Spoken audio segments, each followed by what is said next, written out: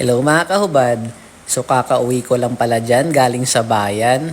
Nagmotor lang ako dyan guys kaya medyo napagod ako.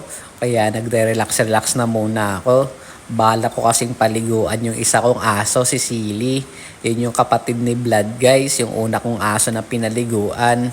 Kaya ngayon, nire-relax ko muna yung sarili ko. At first time ko lang ding papaliguan pala to si Silly guys. Parang si Vlad, hindi ko na nga nasundan yung pagpapaligo ko kay Vlad eh. Ewan ko ba? Kaya si Silly na lang muna yung papaliguan ko ngayon. At naisip ko pala, hahanapin ko pa siya kaya kailangan ko nang lumabas. At ito nga guys, nakita ko na si Silly. Nandito lang pala siya sa kabilang bahay. Kaya tinawag ko na siya. Kaso lang, parang nagsiselos yata si Vlad. Kaya hinaharot siya, ayaw siyang palapitin sa akin. Pinapagalitan ko nga si Vlad dyan.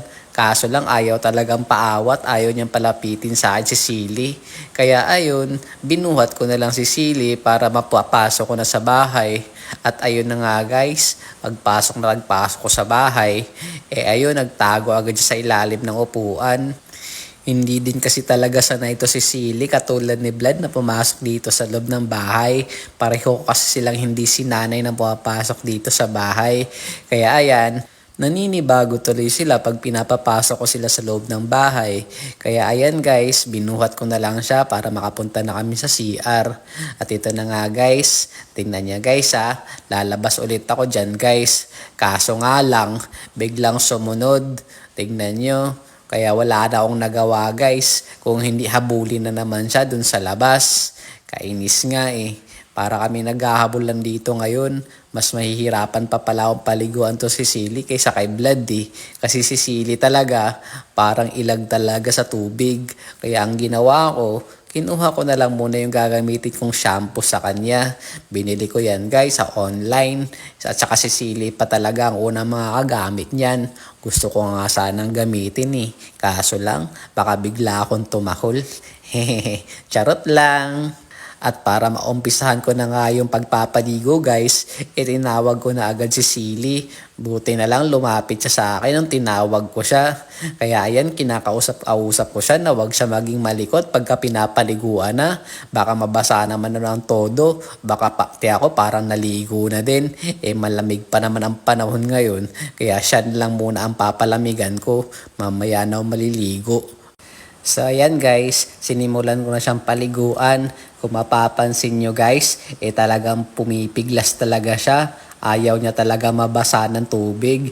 Syempre, sa lamig ba naman ang panahon ngayon, yung tubig dito parang may yelo. Sino ba naman hindi pipiglas, di ba?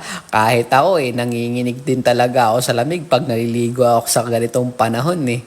Wala siyang magagawa. Kailangan naming maligo at talagang hindi na mas ganda ang amoy niya. Kaya ayun, wala na siya talagang nagawa sa akin. Kaya tingnan nyo guys, hindi na lang siya masyadong pumipiglas kasi talagang hinahawakan ko siya ng mahigpit.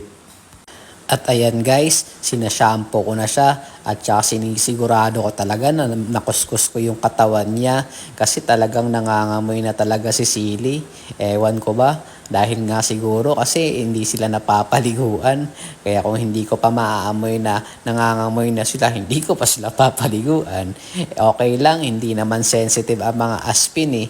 Yun yung gusto ko sa mga aspin guys. Hindi sila alagain at saka kahit hindi sila masyadong naaalagaan sa pagpapaligo, healthy pa rin sila guys. Hindi sila basta-basta nagkakasakit. At saka hindi pa sila mapili sa pagkain.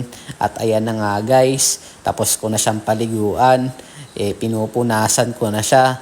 Kaso nga lang, naisip ko, matatagalan siyang matuyo pag punas lang yung gagawin ko sa kanya kasi mahaba yung balahibo niya guys. Kaya ang naisip ko, blow dry na lang siya para matuyo siya agad at hindi naman siya lamigin.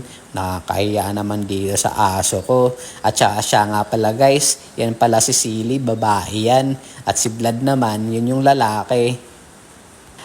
At yun na nga guys, after ko nga siyang punasan, naisip ko na kunin na muna yung blow dry.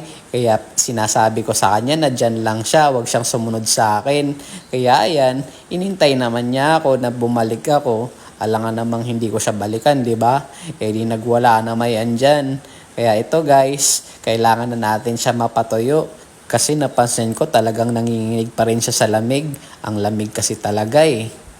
Alam nyo guys, napansin ko lang, simula nung nagkaroon ako ng aso, tapos pagkakain ako sa mga fast food, tapos pag may nakita akong buto, katulad ng buto ng chicken, parang gustong gusto ko siyang iuwi guys. Kasi alam nyo yun, parang pagka inuwi mo yun sa aso mo, sobrang matutuwa na sila sa pasalubong na yun. 'Di ba nga? Ako lang ba yung ganun? Feeling ko maraming makaka-relate sa ganun, yung may mga aso. 'Di ba? Parang pag nakita kasi natin yung buto, para ay sayang naman, pwede na sa asong ipakain yun. Yun lang, nasabi ko lang, baka malay nyo, ganun din kayo. 'Di ba nga? So ito na nga, balik na tayo kay Silly guys. Parang sabi niya, pinabayaan ko na siya. Palagi lang nagkikwento dito. Kaya yan guys, ay pinapatuyo ko na siya para naman makalabas na agad siya at makapaglaro na ulit at para dumihan na ulit yung sarili niya. Ay nako, ganun lang talaga ang buhay ng aso eh.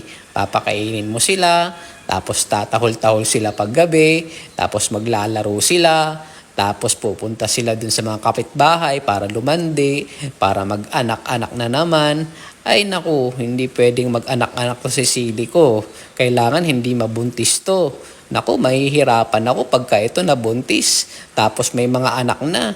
Obligado talaga ako na alagaan yun. Okay na sa akin tong dalawa, si Silly at saka si Vlad. May dagdag pa nga yung nanay nila. Ako na din ang nagpapakain. Kaya baka naman guys, bigyan nyo naman ako ng pambili ng sardinas nila. Charot lang. At napansin ko pala guys, habang binoblow dry ko si Silly, nagugustuhan niya. Medyo nilagyan ko kasi ng konting init yung blow dry para naman hindi malamig yung hangin. Kaya ayan, mukhang nag-i-enjoy siya at nare-relax. So ayan guys, tapos ko na siyang i-blow dry. Maraming salamat sa panonood. Hanggang sa muli.